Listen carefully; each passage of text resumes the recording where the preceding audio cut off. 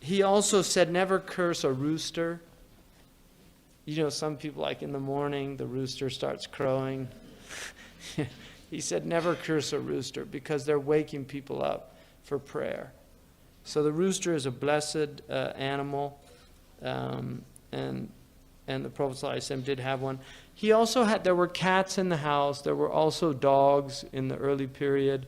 Aisha had a puppy dog. Jibril complained about it, and the Prophet ﷺ did not keep any dogs in the house after that. But there were dogs in Medina. The type of attitude that Muslims have towards dogs is completely unacceptable. The three Imams consider dogs to be najis, that they're unclean animals. Imam Malik was not of that opinion. His proof to me is a stronger proof.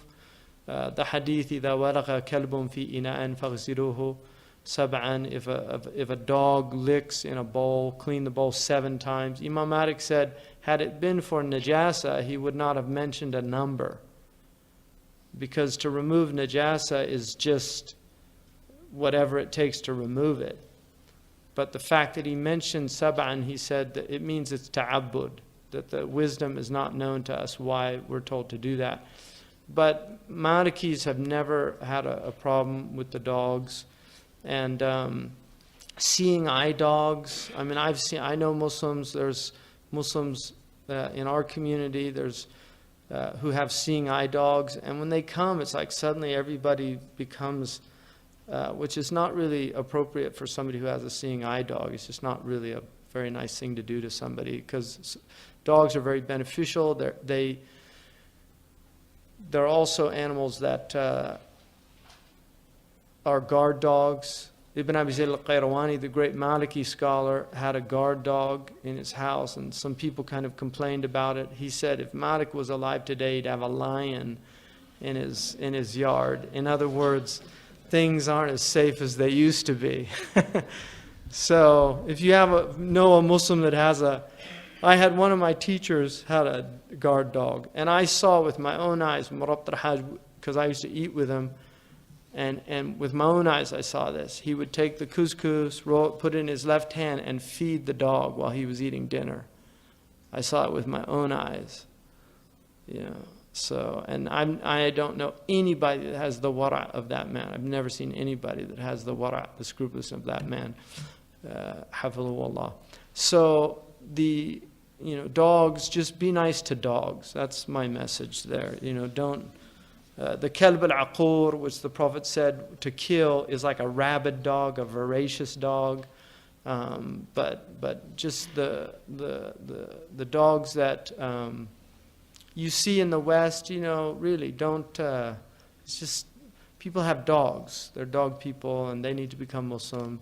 They can become Malikis,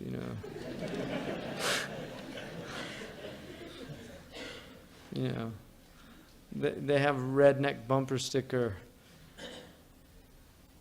My wife, definitely. My dog, maybe. My gun, never. Right? Yeah. So,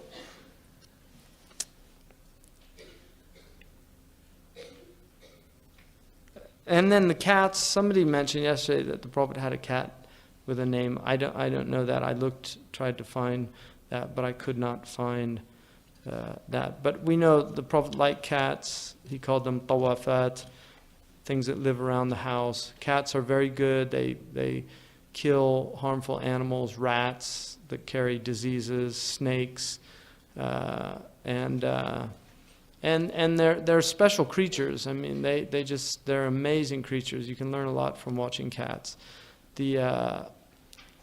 So there were cats in the Prophet's house. Some in the Shafi'i madhab, they have more scrupulousness about cat hairs and praying with cat hairs, things things like that. So generally the hairs of the animals should be avoided as much as possible. If you do have pets, to pray with a rug that doesn't have the hairs on them.